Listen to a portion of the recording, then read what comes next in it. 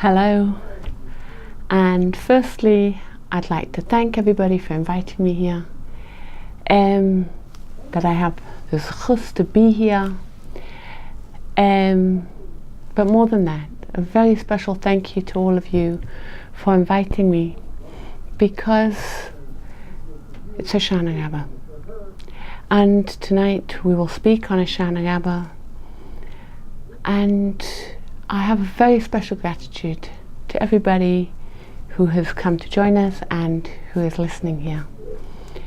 Because what usually happens, we get to Rosh Hashanah, Yom Kippur, we come to Sukkot, and Baruch Hashem, it's a busy, very busy festival, a very busy Yontif. People coming, joining you in your sukkah, you go and you go to other people in their sukkah, and the week races past so fast, and suddenly 6 days of sukkahs are finished, and you, whoa, it's Hoshana Rabbah. And you think, what did I do for Hoshana Rabbah? What is Hoshana Rabbah? Where am I in Hoshana Rabbah? And it gets passed by quickly, because Hoshana Rabbah is also Erev the next Yontif, and think to ourselves, I don't have time for this.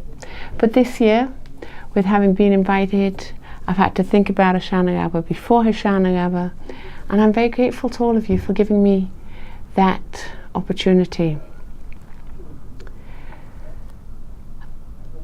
As I was preparing for this, I was given a flashback to just over 7 weeks ago, and it was on Erev Rosh Chodesh Elul, not actually Erev Rosh Chodesh Elul, because Rosh Chodesh this year was on Shabbos, and I was taken back to Thursday before Rosh Chodesh. What was Thursday before Rosh Chodesh? Thursday before Rosh Chodesh was Yom Kippur cotton of Elul.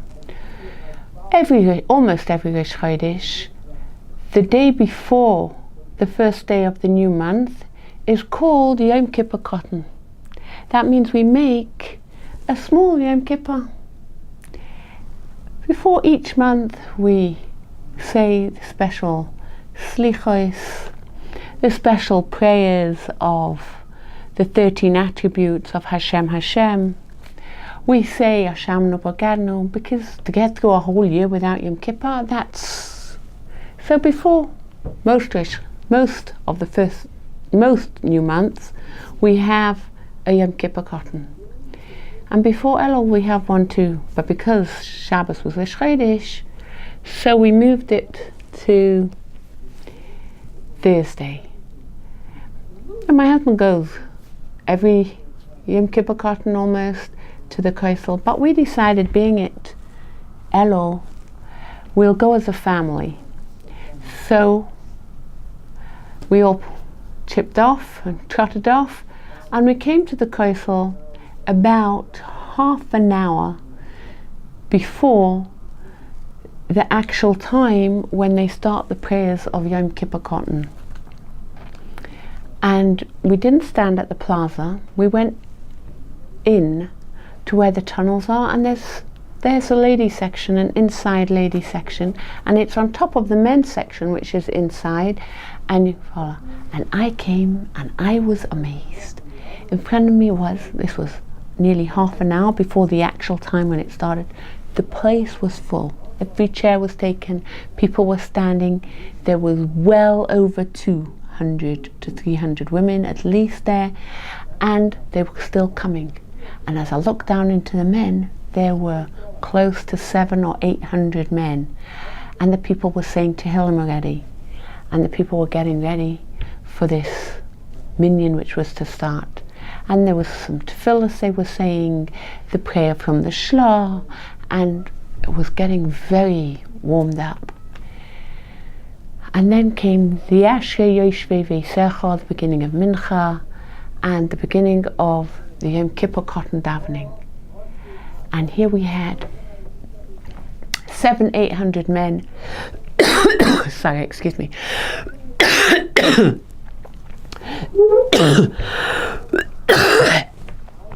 Sorry. We had 700-800 men, lots and lots of ladies, and it was an inspiring, uplifting prayer. And as I was standing there on these first moments of Elul coming in, I thought to myself, can we keep this momentum? Can we keep this level of thought towards Hashem? Can we continue this till Hoshana Rabbah? And now we've reached Hoshana Rabbah. I also thought then of Aryeh shoyeg mi lo yiro, a pasuk in Amos which says, when a lion roars, who is not afraid? And our rabbis explain that the letters of Aryeh, Aleph, Resh, Yud, Hey, which spells Aryeh, lion, is the first letters of Aleph is for Elul, Resh is for Rosh Hashanah, Yud is for Yom Kippur, and Hey is for Hoshana Rabbah. And our rabbis say, a lion, Elul, Rosh Hashanah, Yom Kippur, Hoshana Rabbah, is roaring in front of us. Who is not afraid? So, we know that Elul, the time of preparation for the big day called Rosh Hashanah, the Yom Hadin, the New Year, the day when every single thing is judged for the New Year. Life and death, health and sickness, parnasa, a good income, or poverty, or the in-between, good, bad. In fact, every tiny little thing is judged. If we knock our finger, if we hurt our toe, if we're worried for 2 minutes, if we hear good news, every single thing is judged and sorted out on Rosh Hashanah. Who could come to Rosh Hashanah and not be afraid? Aryeh shoyeg, a lion is roaring. Then there's Yom Kippur, the day of forgiveness, the day of looking back in the past, a day of looking into the future and taking on new things, and a day of chesed, actually, a day of kindness from Hashem. But who's not afraid? On that day there's a signature, a sealing of what's going to be. Rosh Hashanah, it was written, comes Yom Kippur, it's stamped, it's sealed. This is what's going to be. Been through Rosh Hashanah, been through Aseret Yemei Teshuvah, been through Yom Kippur, and then comes Sukkot and Hoshana Rabbah. Aryeh shoyeg, a lion is roaring. What does it mean? Imagine I'm going down the street in Yerushalayim and a lion is coming to meet me. Wow, I'd be petrified. But if that lion started to roar, has anybody been to the zoo and heard the lion roaring? In the zoo we're not frightened, there's a cage. But if that was happening as you were coming down the street, start to tremble, shake. A terrible fear would come over us. And that's what our rabbis say should be happening before Elul, Rosh Hashanah, Yom Kippur, and Hoshana Rabbah. And yet, let's ask ourselves, what is Hoshana Rabbah? When is Hoshana Rabbah? Hoshana Rabbah is the 7th day of Sukkot. Hoshana Rabbah is a Yom Shel Simcha. It's a day of happiness. We know that the festival of Sukkot is one of such joy, such pleasure. All day long, sitting in the sukkah with our 4 species and shaking them. And so the Yontif, which is specially celebrated as Simcha, Hoshana Rabbah is part of it.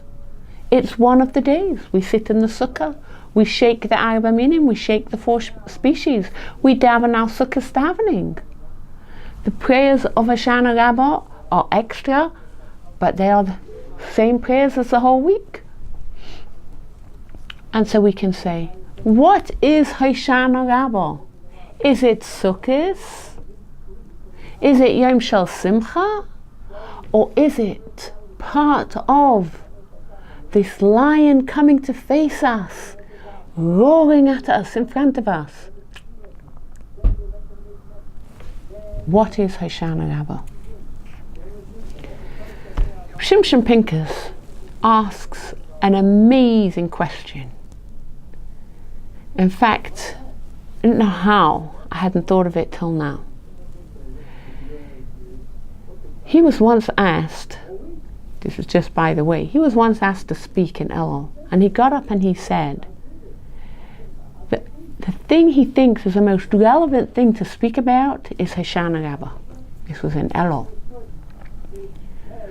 What was he trying to say? Is like we have to be focused the whole of Elul for Hoshana Rabbah. But he asked an amazing question. He said Hoshana, the calendar was fixed by our rabbis, and they took 3 things into consideration.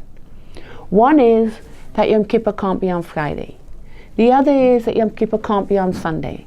That was done for somebody who dies shouldn't be not buried for 2 days, because on Shabbos we don't bury people. So they took into account that Yom Kippur can't be on Friday and Yom Kippur can't be on Sunday. And the other thing they took into account was that Hoshana Rabbah can't fall on Shabbos. Why? Because on Hoshana Rabbah we take the willow, the aroves, and we bang them on the floor. And that you can't do on Shabbos. So our rabbis made sure when they fixed the calendar that Hoshana Rabbah will never fall on Shabbos.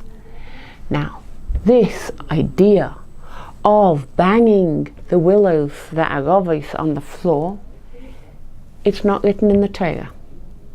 It's not a mitzvah from the rabbis. It's not a mitzvah midaraisa, and it's not a mitzvah midarabanan. It's a mitzvah. It's not a mitzvah at all. There's no bracha on it. It's a minhag. It's a minhag. Yet we know that on Rosh Hashanah it can fall on Shabbos. Rosh Hashanah, the rabbis weren't particular that it shouldn't fall on Shabbos, and we know that if Rosh Hashanah falls on Shabbos, we don't blow the shofar. And yet Rosh Hashanah is called the Yom Teruah. It's a day of blowing. It's a mitzvah of the day. So much so we make a bracha on it, and so much so that we ladies who have no obligation to any mitzvahs which are set by time, which is the blowing of the shofar, because you can only blow it and get the mitzvah on Rosh Hashanah, so we don't have to keep it. We took it upon ourselves to be there. Men, women and children all have the same obligation today to hear the shofar. I once gave birth on Erev Rosh Hashanah, the day before Rosh Hashanah, just as the Yontif of Rosh Hashanah was coming in, just before, I gave birth to a little baby girl. Now I'm stuck in hospital over Rosh Hashanah, and I've got to hear the shofar. No worry. There was a man who came round, not once in the day, twice in the day, to blow the shofar. Maybe the first time when he came round, some ladies were giving birth and they couldn't hear the shofar, or some ladies were just in the middle of and they couldn't actually hear, so he came round a second time. And it wasn't only in the maternity wards and in the baby wards. The whole hospital, there were people blowing shofar for every single lady or patient, and in some wards it was men as well, made sure that everybody heard the shofar. Can you imagine? In all the hospitals in Eretz Yisrael, this is what's going on. A lady has to hear the blowing of the shofar. It's a part of the day. And yet, when the rabbis fixed the calendar, they didn't care that it falls on Shabbos and we won't blow the shofar, but it's a mitzvah. It's a mitzvah from the Torah to blow the shofar. It's the part of Rosh Hashanah. It's a bit which makes us, awakens us. It's the essence of the day. And that they weren't worried about. And yet Hoshana Rabbah, which is no mitzvah, no bracha, the rabbis were careful that it shouldn't fall on Shabbos, that we can bang the aravis, we can bang the willows on the floor, even though it's only a minhag. How can we understand this? Further, we know that on every day of Sukkot, there's a different guest who comes to our sukkah. On the first 3 days is the three patriarchs, Avraham, Yitzchak and Yaakov. Each day a different one comes to visit. The next 3 days is Yosef, Moshe and Aaron. There's a different, not everybody says in which order they come. There's some different ideas of which order they come, but everybody says that Yosef, Moshe and Aaron come. But on the 7th day, which is Hoshana Rabbah, who is our guest? Our guest is David HaMelech. David HaMelech. He comes to our sukkah and he comes in on Hoshana Rabbah. What is the significance of it being David who is our guest on Hoshana Rabbah, the 7th day? Let us start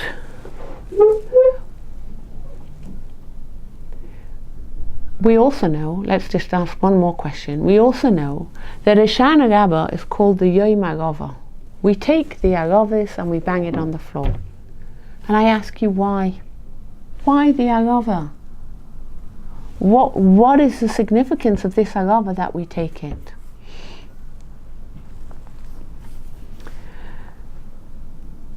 What has David, let's go back to this question of what has David got to do with Hoshana Rabbah?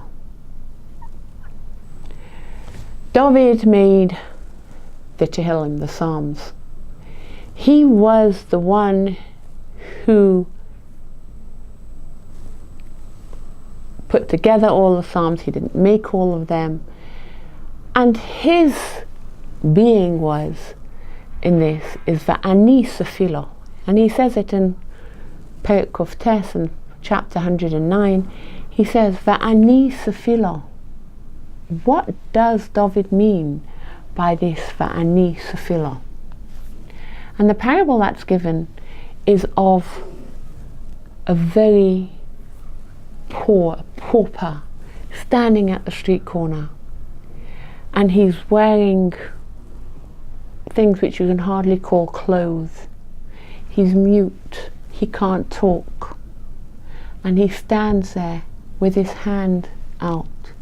Does he need to ask for money? He's mute, he can't ask for money, but does he need to? No.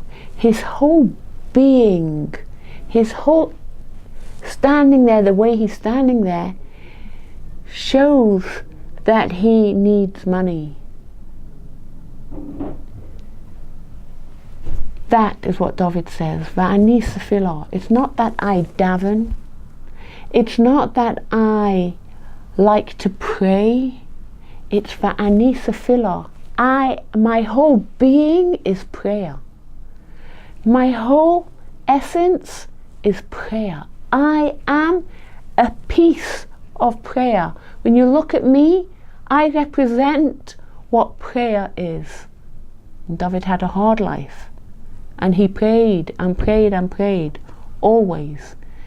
Every time, for everything, there was another chapter of Tehillim, which he said to Hashem.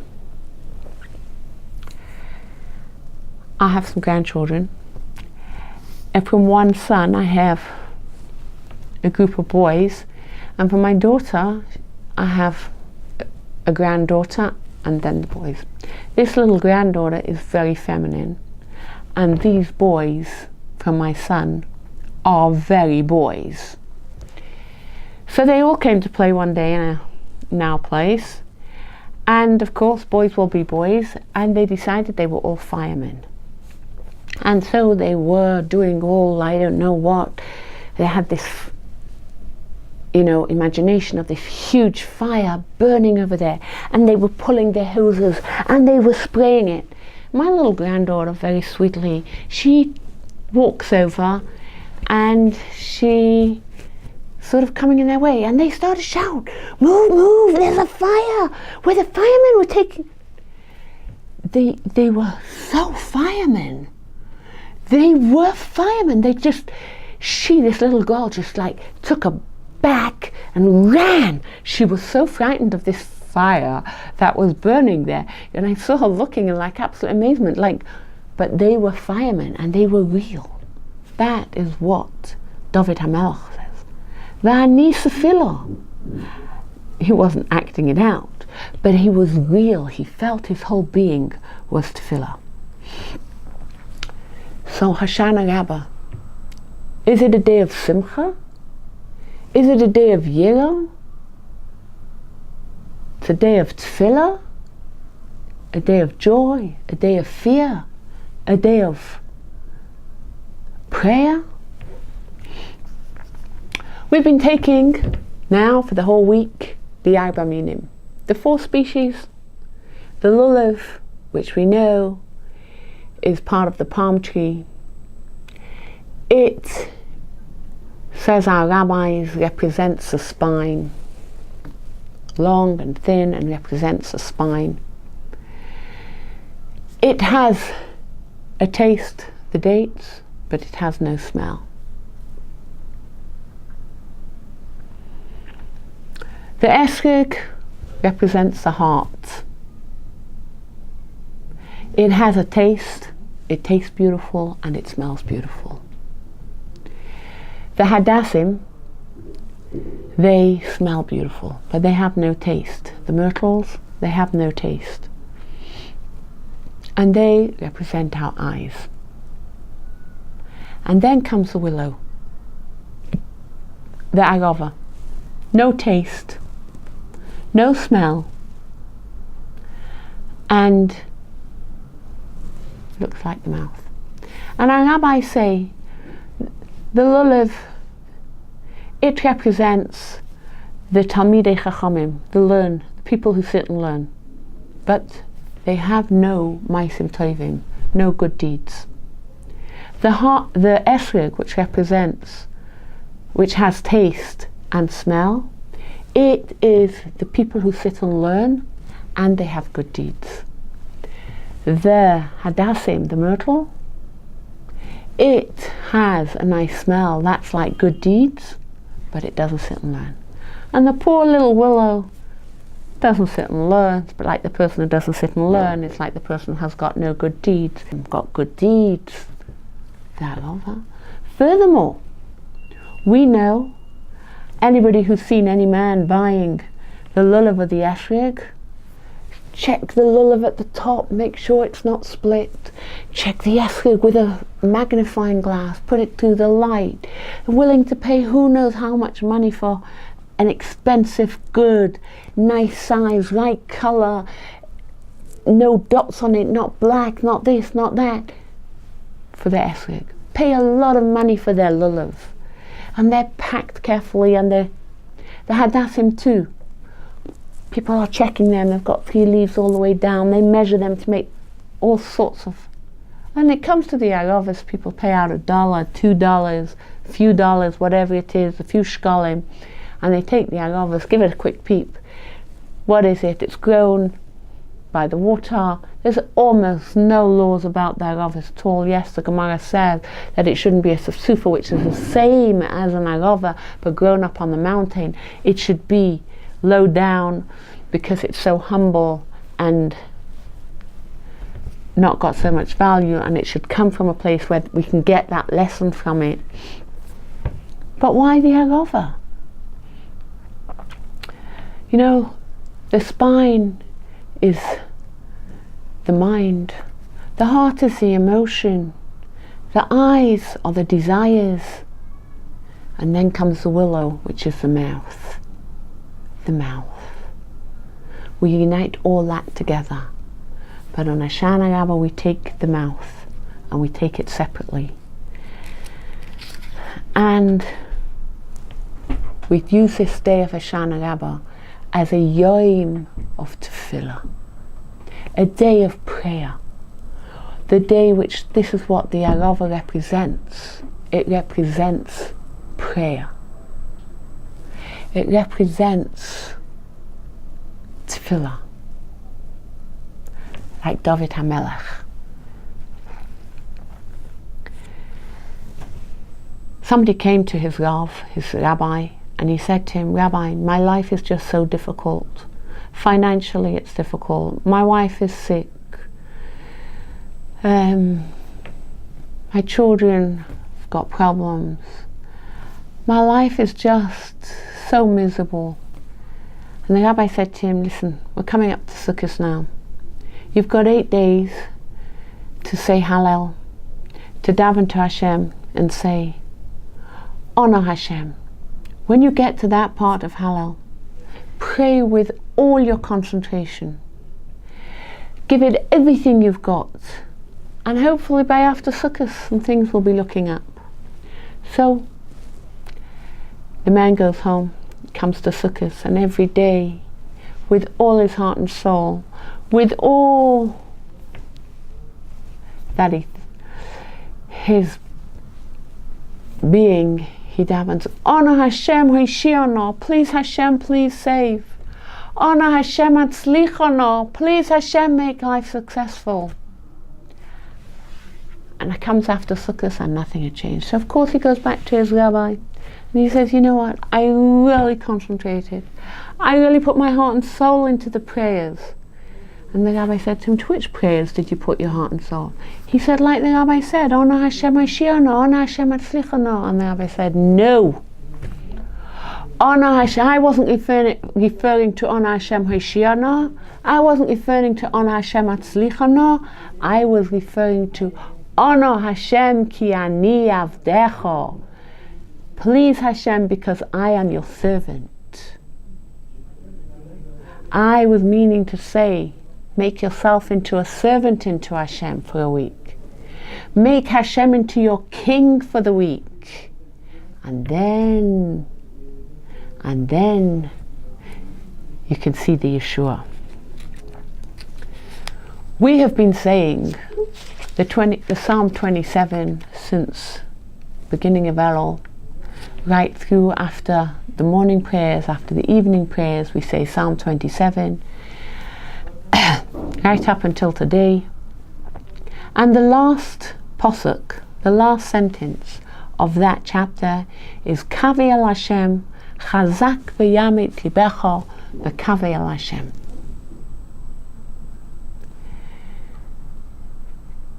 Kaveh, hope. Kaveh means hope. It also means kav is a line. Kav, our hope is our line of tefillah to you, Hashem. Where do we have hope from? From our prayer, which goes in a line straight up to Hashem. But there's another meaning of kaveh. Kaveh comes from the word vayikovu hamayim. In Bereshis, in the first, when Hashem was creating the world, it says vayikovu hamayim, that gathered all the waters together. Kaveh al Hashem, we say to Hashem, Kaveh. Gather together all our prayers.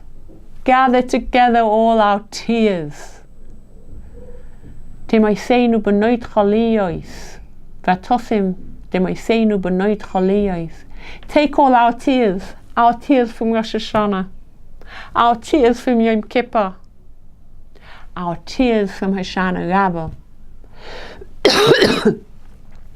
Gather them all together. Chazak v'yametz libecha. All together and answer.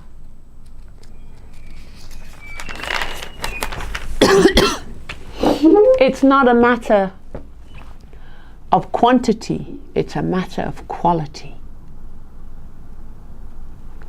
We know that when Moshe Rabbeinu wanted to go into Eretz Yisrael, it says, V'eschanan el Hashem, daven to Hashem. And the numerical value of V'eschanon, going that Vav is 6, Aleph is 1, we start counting Aleph, Beis, Gimel, 1, 2, 3. When we get to Yud, it's 10, Chof is 20, and Kuf is 100. If we take the numerical value of V'eschanon, it comes to 515. He davened 515 prayers to come into Eretz Yisrael. And Hashem said, don't daven anymore, because you can't come into Eretz Yisrael. And yet we know that the word shira, song, also adds up to 515. And we can say when we say that one song, one shira, can be equivalent to 515 prayers. If we just say one correctly, and we know we have proof of it, because Moshe Rabbeinu, when his sister Miriam was struck with tsaras and she had to leave outside the camp, Moshe Rabbeinu made one prayer for her, one short prayer for her, one very short prayer for her, 5 words, 5 very short words, Kael, Na, Rafa, Na, La, every word only 2 to 3 letters. It was a heartfelt, it was a real prayer, and Hashem listened to it, and she was healed.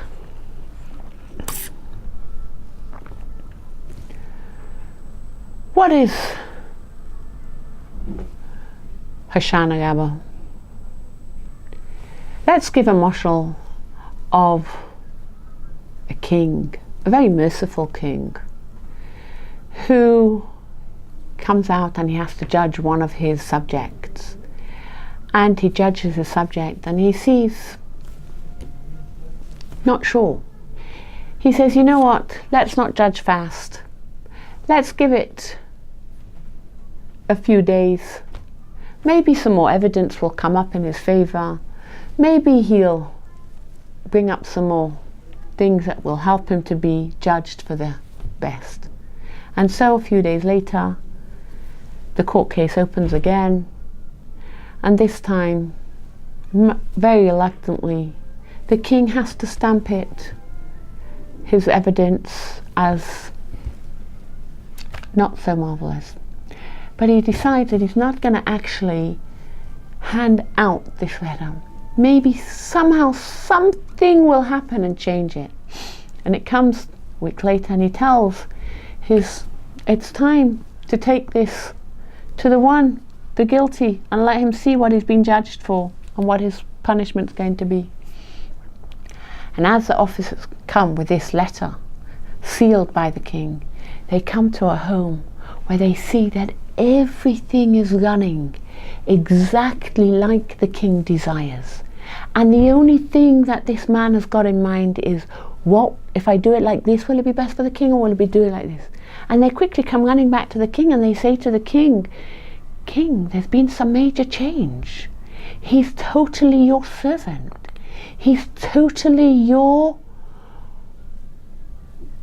subject. He feels that you are his king. And the king says, if that's the case, I tear up the evidence, and he can go off as a free man.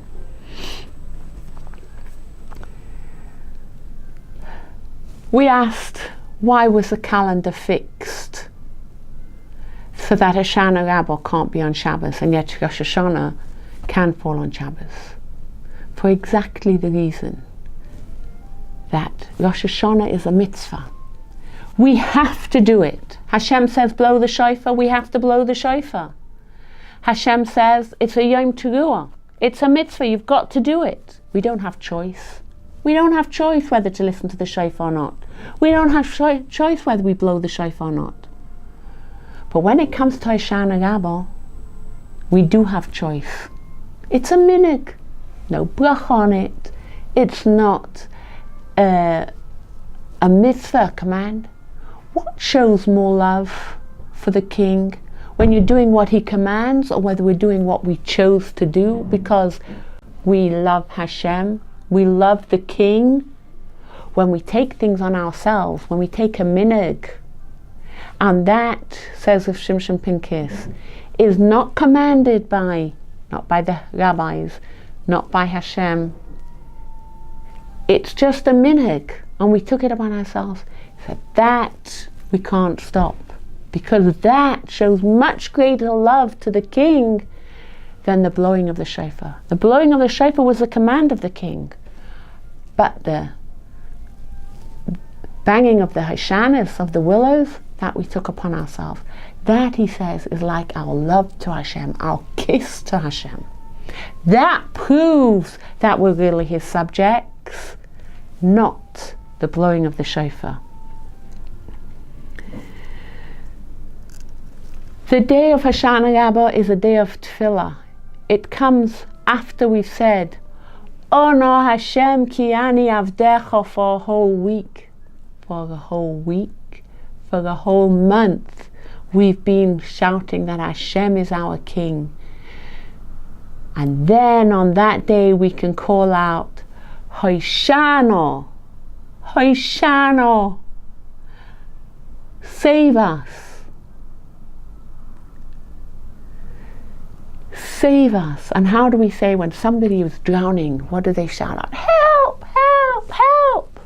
They say please, but we shout out Hoshanah. What's no? No is the numerical value Nun 50 and Aleph 1, 51. We take the 51 days from Rosh Chodesh Elul till Hoshana Rabbah, and we say Hashem, with these 51 days where we've made you king, where we've become your subjects, where we've served you from Yira, Rosh Hashanah, Yom Kippur, where we've served you from Simcha, the whole of Sukkot. We combine all that together in one day into Hoshana Rabbah. Yes, it's part of Sukkot. Yes, it's part of Rosh Hashanah Yom Kippur, it's Hoshana Rabbah. And what do we take? We take the Arava. Why the Arava? Because we say to Hashem, yes, we're worth nothing. We are worthless. But we want to be connected to the four species. We have been connected, but we still feel worthless. We feel so small. And the Pasuk says, Yususum midbar v'tzio, v'sogei el arava v'sifrach kachavatzeles. That the desert will be joyous, and the arava will rejoice and blossom like a rose. What does that mean? The Arava is the shape of the mouth. It's a day of prayer. It's a day of David HaMelech, the shape of the mouth. We know that HaKoil Yaakov, we come to Hashem with our voice, with our prayer. And even if we're living in a generation which is nothing, there were generations which were way, way more than us.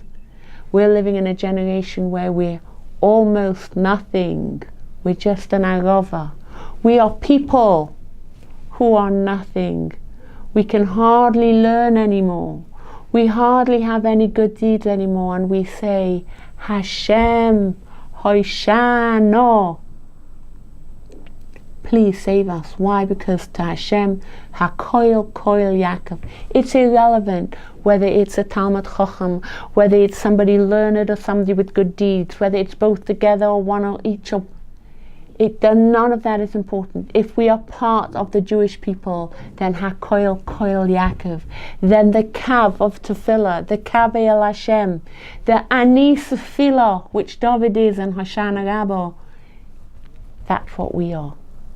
And if we come with all those feelings, that a minhag is important to us, we love Hashem,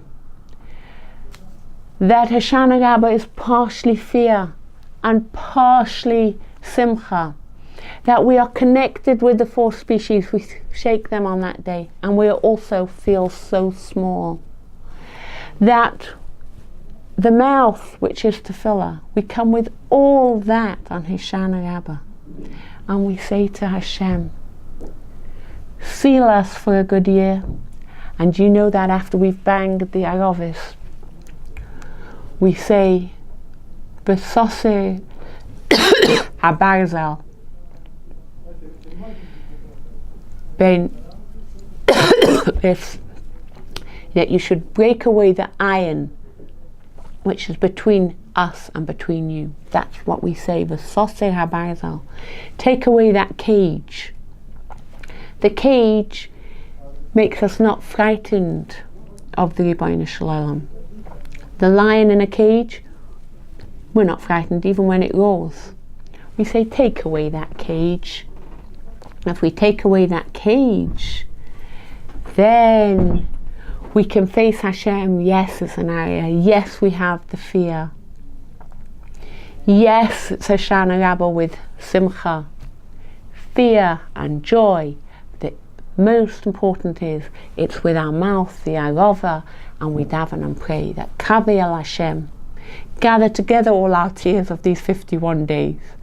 Gather together all our prayers that have been all these days till today. And then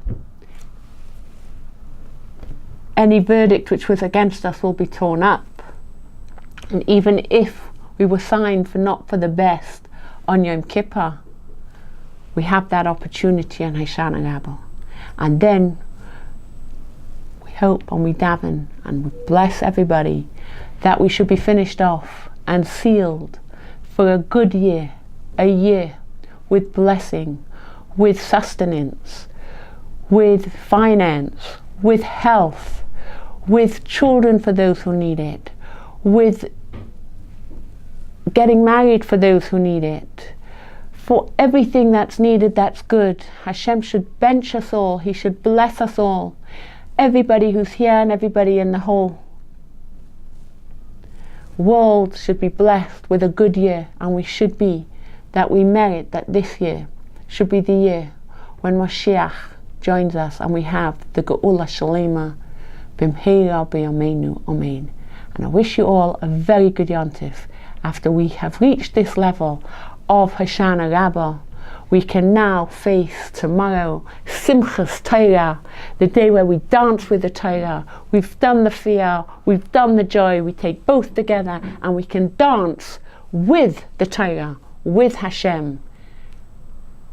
And that is our way that we should face Hoshana Rabbah. And tomorrow, Shmini Atzeres, Simchas Torah, Be'ezus Hashem. Wish you all a very, very good Yontif.